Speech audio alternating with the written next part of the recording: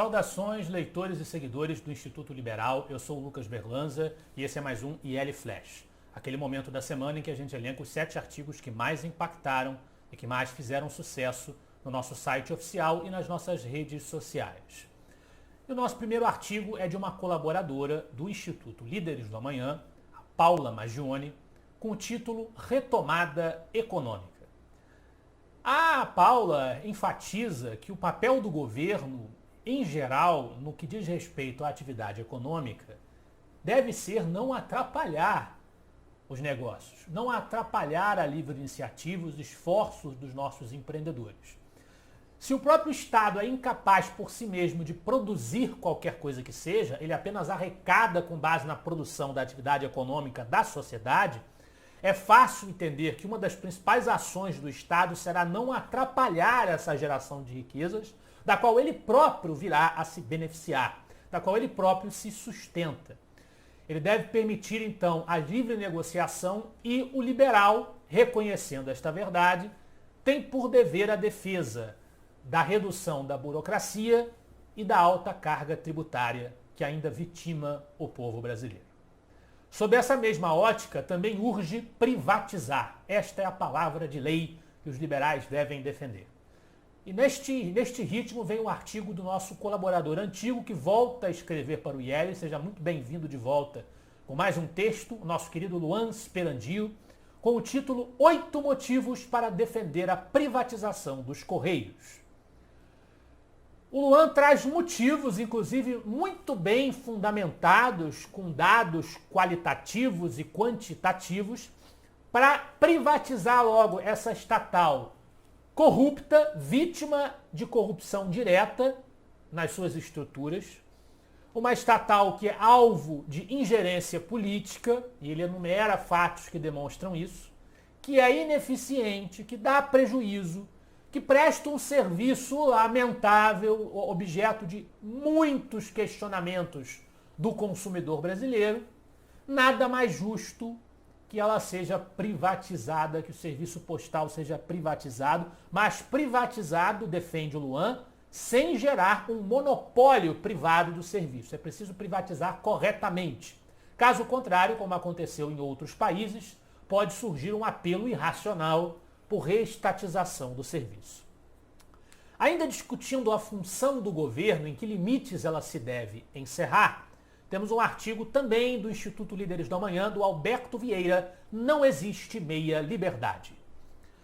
Ele se baseia em John Locke, o grande momento inaugural do liberalismo, tal como contemporaneamente ele é entendido, dizendo que o homem concede ao governante o poder para que, por meio de leis estabelecidas na sociedade, ele possa garantir que este indivíduo usufrua dos seus bens em paz e em segurança.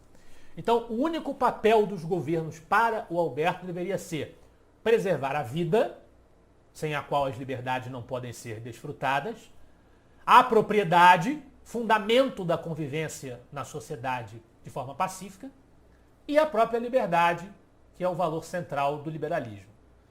Para garantir o livre mercado, é preciso combater grandes inimigos, como os privilégios que são conferidos a certos grupos, através da mentalidade corporativista, o monopólio, os subsídios, os controles estatais da economia, as excessivas regulamentações e as proibições que são impostas ao desenvolvimento dos negócios.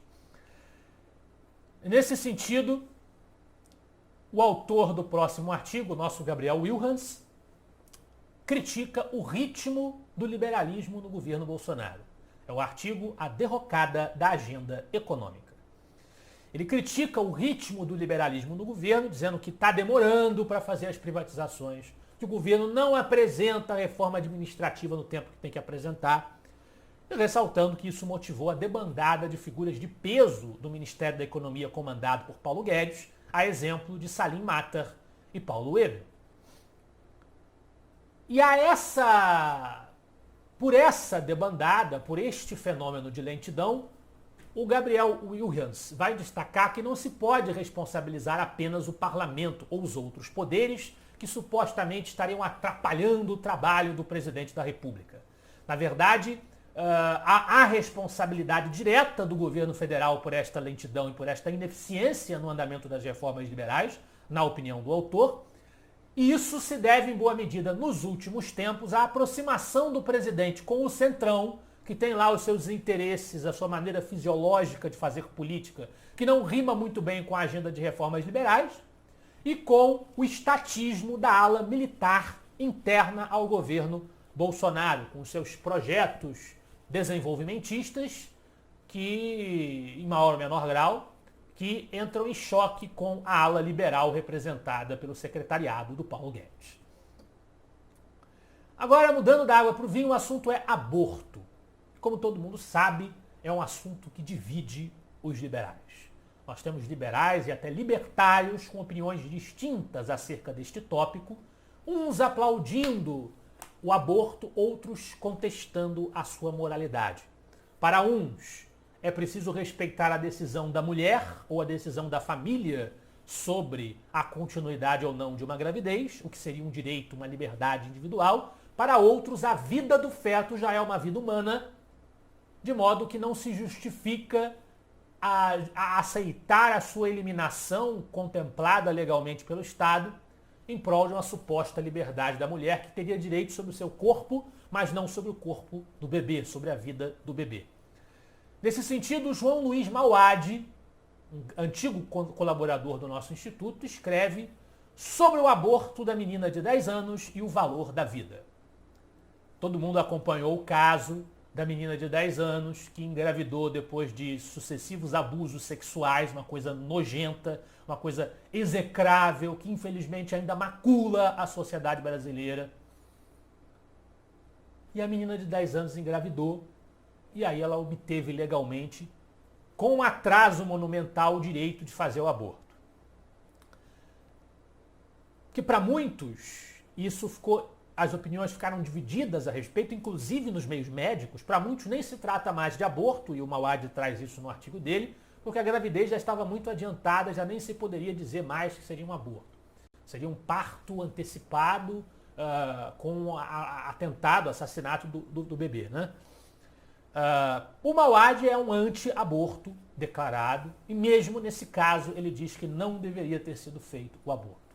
Na opinião dele, não havia de fato risco substancial à vida da mãe. Ele se alinha com o entendimento dos médicos que dizem que não havia, aos que dizem que havia. Há uma discussão nessa questão. O Mauad dá mais respaldo referendo os argumentos daqueles que disseram que não havia risco, que era perfeitamente possível, que talvez até o aborto fosse mais perigoso para a criança do que a continuidade da gravidez por mais algumas semanas. E aí o Mauad diz que ele é totalmente contra, que não deveria ter sido feito, que a vida humana deve valer acima de tudo, apesar de criticar aqueles que fizeram escândalo político com o fato, que fizeram aglomerações em frente ao hospital, que divulgaram dados privados da criança de 10 anos na internet. Ele critica todas essas pessoas, mas ele é totalmente contra o aborto que foi feito. O mesmo autor fala de outro assunto, o Corona Voucher, né, o auxílio emergencial, no artigo O Corona Voucher não é um almoço grátis e o seu preço é alto. Aqui o Mauad diz que tornar mais prolongado ou mesmo permanente o que foi previsto para ser emergencial custará muito caro aos cofres públicos. E nós precisamos respeitar a responsabilidade fiscal. Então o Mauad aqui critica qualquer avanço do governo Bolsonaro no sentido de manter esse auxílio por muito mais tempo, o que seria desastroso para a responsabilidade fiscal, reverteria conquistas que a sociedade brasileira obteve do ponto de vista econômico, seria muito pernicioso e muito perigoso para as contas públicas.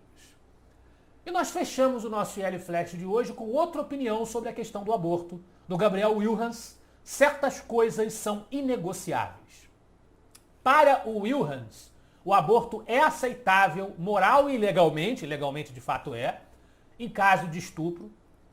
Ele também acredita no risco de vida substancial, que a criança grávida não tem os mesmos índices de risco, teria muito mais do que uma mulher com o organismo mais maduro, mais desenvolvido. Ele se alinha mais ao entendimento médico, dos médicos que entendem que havia risco na continuidade da gravidez. mas o foco do artigo é condenar a intromissão política e eleitoreira no assunto. Nesse ponto, tanto o Bauad quanto o Wilhelms concordam. Eles divergem fundamentalmente na questão do próprio aborto em si, mas estão de acordo em que isso que foi feito por correntes políticas, tanto de esquerda quanto nomeadamente de direita, e aqui a gente pode citar o nome da senhora Sarah Winter, né? Senhora Sarah Winter, que foi uma radical feminista, que disse que tinha se convertido ao pensamento conservador, que ia defender agora as ideias da direita, mudar da água para o vinho, e eu saudei em artigo aqui no próprio IL essa mudança da Sarah Winter, aplaudi num artigo meu, disse que era preciso encorajá-la a seguir nesse processo. Mas, por favor, divulgar os dados de uma criança na internet, nenhum liberal pode concordar com isso. Aí, minha cara, você passou de todos os limites. E todos aqui, os dois articulistas do IL estão de acordo com essa crítica. Como também com as esquerdas que foram lá se aglomerar em frente ao hospital para fazer festa por causa do aborto. Que é outro cúmulo, é outro sintoma da doença da nossa sociedade. Esse foi o nosso IL Flash de hoje. Eu espero que vocês gostem dos artigos e dos debates que o IL proporciona. Semana que vem estaremos de volta. Afinal de contas, para nós, você é a parte mais importante da sociedade. Até a próxima.